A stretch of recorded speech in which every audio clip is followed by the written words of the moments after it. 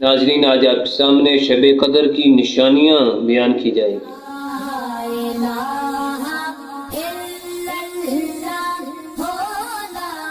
اعوذ باللہ من الشیطان الرجیم، بسم اللہ الرحمن الرحیم۔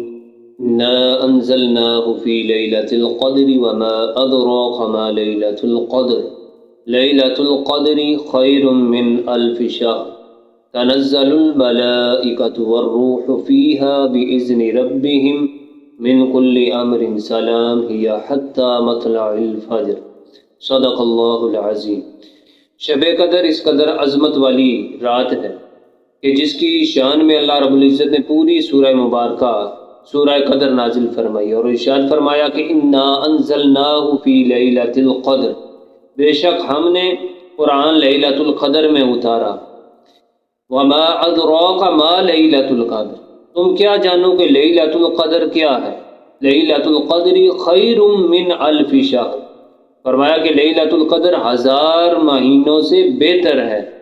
تنزل الملائکۃ والروح فیہا، کہ لیلۃ القدر میں فرشتے نازل ہوتے ہیں اور حضرت جبریل امین بھی، بِإِذْنِ رَبِّهِمْ، اپنے رب کے اذن سے، اپنے رب کے حکم سے، اور فرمایا بِإِذْنِ رَبِّهِمْ مِنْ كُلِّ أَمْرٍ سلام، کہ ہر کام میں سلامتی ہے، ہی حتیٰ مطلع الفجر، فجر طلوع ہونے تک۔ ناظرین، شب قدر کی اہمیت کا اندازہ اس بات سے لگایا جا سکتا ہے کہ اللہ رب العزت نے پوری سورہ مبارکہ شب قدر کی شان میں نازل فرمائی اور ارشاد فرمایا کہ یہ لیلۃ القدر تم کیا جانو، یہ کیا رات 1000 مہینوں سے بہتر ہے۔ 1000 مہینے یہ 83 سال 4 ماہ بنتے ہیں، یعنی جو بندہ شب قدر کو پا لیتا ہے گویا کہ اس نے 83 سال اور 4 ماہ کے زیادہ عرصے تک عبادت کی، یعنی اتنا اسے مقام اور مرتبہ حاصل ہو جاتا ہے جسے شب قدر حاصل ہو جاتی ہے۔ فرشتے بھی نازل ہوتے ہیں، حضرت جبریل امین نازل ہوتے ہیں، ہر عبادت کرنے والے سے وہ مصافحہ کرتے ہیں، پوری رات آوازیں آتی ہیں کہ ہے کوئی بخشش مانگنے والا اسے بخش دیا جائے، ہے کوئی سوالی کہ اس کا سوال پورا کیا جائے، یا حتیٰ مطلع الفجر، فجر طلوع ہونے تک یہ سلسلہ برکات کا، رحمتوں کا یہ سلسلہ جاری رہتا ہے۔ امام عبد الوہاب شعرانی رحمہ اللہ تعالی کشف الغمہ میں شب قدر کی نشانیاں تحریر فرماتے ہوئے یہ بیان فرماتے ہیں کہ لیلۃ القدر یعنی جو شب قدر ہے کہ یہ رات بالکل صاف و شفاف ہوتی ہے، اس میں آسمان پر نہ ہی بادل ہوتا ہے اور نہ ہی یہاں اس رات سخت تند و تیز ہوا چلتی ہے، بلکہ موسم اعتدال میں رہتا ہے، نہ سخت گرمی ہوتی ہے نہ سخت سردی ہوتی ہے۔ اس کے علاوہ اس رات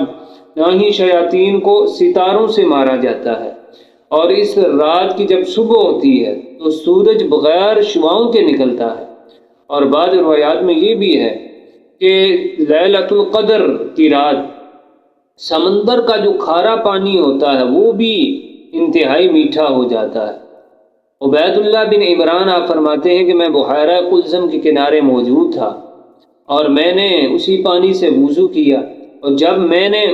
سمندر کا پانی چکھا تو شہد سے زیادہ میٹھا تھا، تو مجھے بڑا تعجب ہوا، تو میں حضرت عثمان بن عفان رضی اللہ تعالیٰ کے پاس آیا اور انہیں یہ بتایا، تو آپ نے فرمایا ہے عبید وہ لیلۃ القدر ہوگی، یعنی لیلۃ القدر کی وجہ سے سمندر کا جو کھارا پانی ہوتا ہے وہ بھی میٹھا ہو جاتا ہے، یعنی لیلۃ القدر میں اللہ تعالیٰ کی برکتوں اور رحمتوں کا نزول ہوتا ہے، بہت ہی زیادہ اللہ تعالیٰ کی برکات لیلۃ القدر میں نازل ہوتی ہے۔ سوال یہ پیدا ہوتا ہے کہ شب قدر عام ہر کسی کو نظر کیوں نہیں آتی؟ تو اس کا جواب یہ ہے کہ لیلۃ القدر کا تعلق کشف الکرامات کے ساتھ ہے، یعنی جسے قلبی بصیرت حاصل ہوگی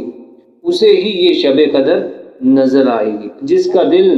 گناہوں کی نحوست سے بھرا ہوگا اسے تو پھر یہ لیلۃ القدر نظر آنے والی نہیں، اس کے لیے قلبی بصیرت ضروری ہے۔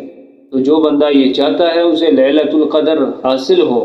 پہلے وہ صدقے دل کے ساتھ، اخلاص کے ساتھ پکی اور سچی توبہ کرے،